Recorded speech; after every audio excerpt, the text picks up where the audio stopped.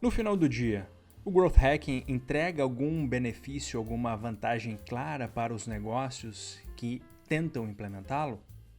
Bom, essa é uma grande dúvida e o grande problema que a gente enfrenta é o hype da palavra.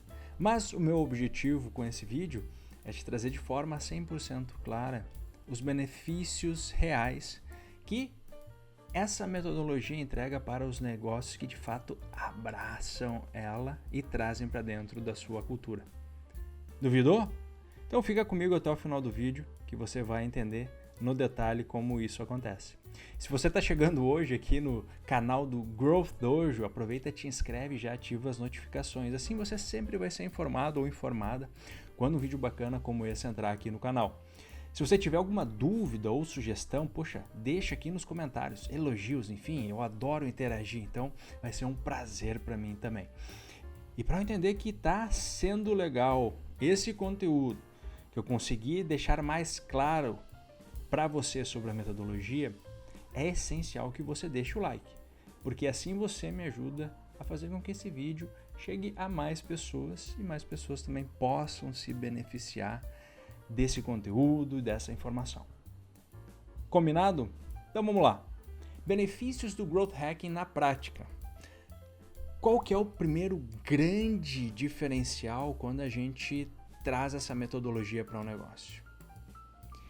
Eu gosto de falar que o Growth Hacking ele nos ajuda a direcionar as nossas flechas. Ele ajuda os times a direcionarem as suas flechas. O que eu quero dizer quando falo flechas? Os seus esforços, aquilo que eles estão executando. Como que isso acontece, Everton? Vamos lá. Agora que a coisa começa a ficar clara. Sabe por quê? Por que a coisa começa a ficar clara? Porque a primeira grande provocação do Growth Hacking é o seguinte: é ajudar a empresa, o CEO, os stakeholders, os líderes a pensarem qual que é a métrica que melhor descreve a entrega de valor do meu negócio. Qual que é ela? Por que isso importa? Por que isso é importante? Porque essa é a principal métrica de crescimento do negócio. Não é só, eu quero vender mais. A meta é vender mais. Não é isso. Sabe por quê? Vou dar um exemplo muito simples. Se a gente pegar, por exemplo, a métrica norte, que é o nome dessa grande meta, métrica norte ou North Star Metric. A métrica norte do Netflix é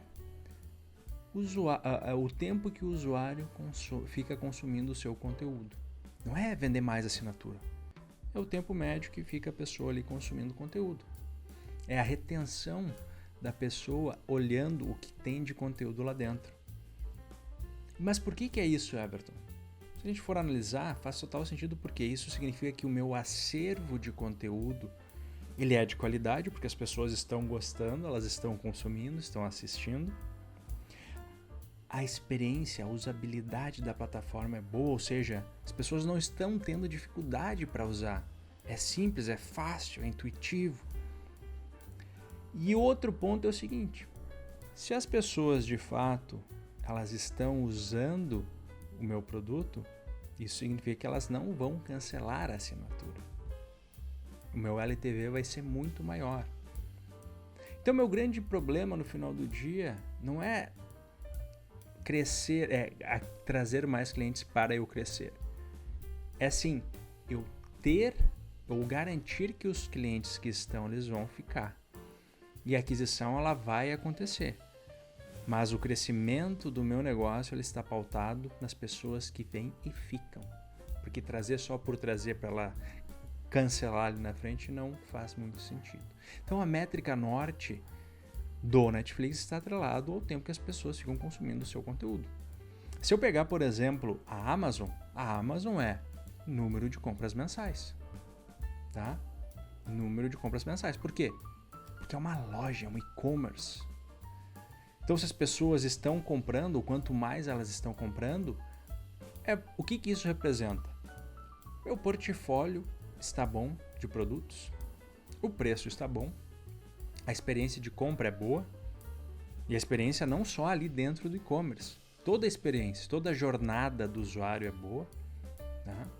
E isso está trazendo receita. Como não é um modelo de assinatura, eu também preciso garantir que essas pessoas comprem e recomprem. E aí existem as estratégias de recompra. E o recomprar, ele soma no montante de compras mensais. Então, fazer com que as pessoas comprem de novo. Então, esse é um grande calo, talvez, para muitos negócios, onde eles acabam olhando apenas para venda. Mas isso depende muito da particularidade de cada negócio. E o Growth Hacking, ele ajuda o negócio, ajuda a empresa a encontrar a sua métrica norte. Ter a métrica norte certa é muito importante. E o Growth Hacking, ele ajuda a fazer isso. Quando a gente sabe para onde que a gente precisa crescer, a gente tem objetivos intermediários. E esses objetivos intermediários, eles podem ser objetivos por setor. Olha só que interessante o que começa a acontecer. A gente tem OKRs, né? Objective Key Results. Eles podem ser, cada setor pode ter o seu ou os seus OKRs. E esses OKRs eles vão responder para essa métrica norte. Olha só que interessante. Começa a conectar as coisas, né? Então o OKR, eles são os objetivos chaves que conectam o trabalho das pessoas. E aí dentro dessa conexão nós temos os KRs, ou seja, os resultados chaves. Os resultados chaves são os resultados que a gente vai trabalhar, que a gente vai conseguir medir se a gente está alcançando o nosso objetivo. Ou é aquilo que a gente precisa medir ou melhorar para que a gente alcance esse objetivo. E quando a gente alcança esses objetivos, significa que a nossa métrica norte, ela está crescendo para cima e para a direita. Isso mesmo, aquela curva ascendente, para cima e para a direita. Não pode ser para nenhum lado diferente, ela tem que ser para cima e para a direita, certo? Quando cresce para um lado e não cresce para o outro, ou reduz por outro, aí temos um problema, certo? Então, o primeiro grande benefício do Growth Hacking é alinhamento de objetivos. Aí a gente sabe para onde a gente tem que correr. E não é só um setor. O grande game changer é quando a empresa sabe isso, tem essas informações. E quais são os objetivos intermediários, os resultados chaves intermediários que as pessoas, que os setores precisam buscar alcançar para que a métrica norte cresça. Então esse é o primeiro grande benefício. Depois desse primeiro grande benefício, que nós temos clareza quanto a isso, quais os resultados chaves, etc., a gente começa a entrar mais na metodologia a fundo, tá? E aí a gente começa, ou parte do ponto de que, bom, qual o problema, oportunidade existente que eu possa explorar ou resolver dentro desse contexto? Eu sei para onde correr. Existe alguma oportunidade? Existe algum problema aqui que eu tenha que melhorar, resolver? Ou melhor, como eu melhoro os KRs ou alcanço os atuais? Ou melhoro? Como eu melhoro os KRs atuais? Ou como eu crio novos? Como eu melhoro os atuais ou como eu crio novos? Ou melhor, eu vou deixar só assim, tá? Isso é basicamente essa a ideia. Como que eu melhoro os meus KRs, os meus resultados chaves atuais? Como que eu melhoro eles, né? Então, agora a gente começa a entrar num processo de pensar em como impactar essa camada importante aqui. E aí o que acontece? Aí a gente entra numa etapa onde a gente integra os setores. De que forma a gente integra os setores, Everton? A gente integra porque a gente vai precisar de um time multidisciplinar para pensar nisso, certo? Eu vou precisar de um time multidisciplinar. Vai ficar meio feio aqui, mas tudo bem. Time multidisciplinar. eu vou precisar envolver pessoas de diferentes áreas para pensar nessas soluções. É isso que vai acontecer. E aí a gente pensa em ideias, a gente gera ideias para buscar aqueles resultados, certo? Depois que a gente tem as ideias, bom, aqui já existe um outro grande benefício, que é o alinhamento de times. Os times estão alinhados, eu não tenho um setor isolado buscando alguma métrica, eu tenho pessoas de diferentes áreas trabalhando junto. E isso pode transbordar e deve transbordar para as outras áreas, o engajamento dos outros setores, certo? Então, alinhamento de time, alinhamento de objetivos e alinhamento de time. Envolvemos um time multidisciplinar. Fechado? Vencemos isso aqui? Beleza. Depois que esse time multidisciplinar ele gera essas ideias, nós geramos um backlog de ideias. A gente começa a organizar a casa com esse backlog. E essas ideias, todas elas têm que responder de alguma forma às metas, aos objetivos, enfim. Então a gente faz uma documentação. Temos um grande backlog. E aqui nós temos o alinhamento e, além disso, a integração entre as áreas, que foi isso que eu falei. Alinhamento entre times. Então nós temos uma squad que vai trabalhar, que pode ser uma squad de growth, e aí é um alinhamento de times multidisciplinar. E nós temos a integração das áreas. São áreas que elas vão ser convocadas a interagir, né? Antes elas não conversavam, elas vão ter que passar a interagir mais. Depois disso, nós temos um processo que a gente chama de priorização. Tá? A priorização, a gente tem as ideias, precisa priorizar. Qual que pode gerar o maior impacto, qual que a gente tem mais confiança e qual que vai ser mais fácil de a gente fazer. Então a gente seleciona. Depois que a gente selecionou, a gente tem então o nosso MVT. O que é o MVT? O mínimo teste viável. Em vez de eu contratar uma ferramenta mirabolante, como que eu posso testar isso com o mínimo possível? E o que eu vou testar? O que eu vou mensurar? A métrica que vai impactar lá no meu resultado-chave? Qual que é? Essa métrica ela já foi contemplada no Key Result? Bom, ela precisa ser definida. E aí a gente parte para a implementação, efetivamente. E aí o que nós temos também? Cultura de evolução contínua. Esse é o grande outro aprendizado.